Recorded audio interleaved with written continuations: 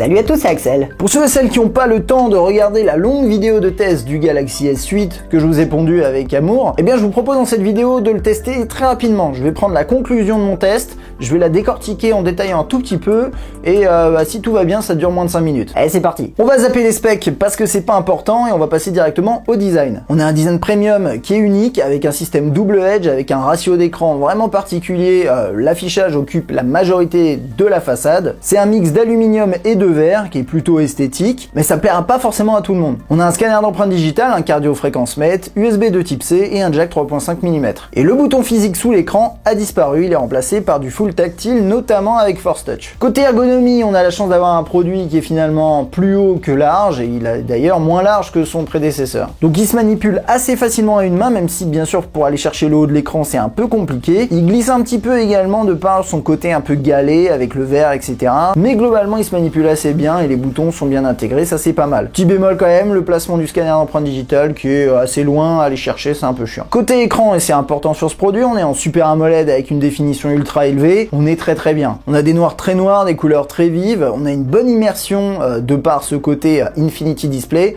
c'est un très bel écran que nous propose Samsung sur ce S8. Alors côté fonctionnalité, ça va être dur de vous caler tout dans un test express, donc je vais pas le faire, je vous inviterai à aller voir le test complet, mais en deux mots je dirais simplement, on a quelques nouveautés, on a pas mal de trucs gadgets qui servent à rien, mais quand même des fonctions utiles, et on a une interface qui est plutôt esthétique.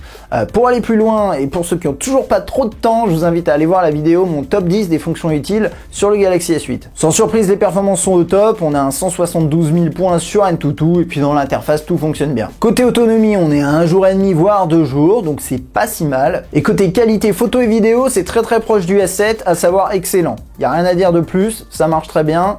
Si vous cherchez un smartphone qui a une bonne qualité photo et vidéo, eh bien vous serez servi. Et rapidement sur les points négatifs, on a une ergonomie qui est bonne, mais je trouve qu'il glisse un petit peu en main, c'est un peu dommage. Le scanner d'empreinte digitale qui est mal placé, trop de mémoire utilisée par le système par rapport aux 64 prévus sur le papier. Et puis personnellement, je suis pas super fan du double edge. Je trouve ça assez moche, c'est pas pratique forcément pour prendre des photos quand vous le tenez, mais c'est pour chipoter. Globalement, c'est un excellent smartphone que nous propose Samsung cette année, une belle évolution de son S7, avec le point principal étant son écran. Avec le ratio d'écran, ça vous l'avez compris. Si vous voulez aller plus loin, parce que là je suis vraiment allé en surface, je vous invite à regarder mon test complet du Galaxy S8. Il est un peu long, mais je pense que ça vaut le coup, surtout si vous comptez lâcher 809 € dans ce produit. J'espère que cette vidéo vous aura plu, si c'est le cas, n'hésitez pas à appuyer sur like et à vous abonner. Moi je vous dis à très bientôt, ciao!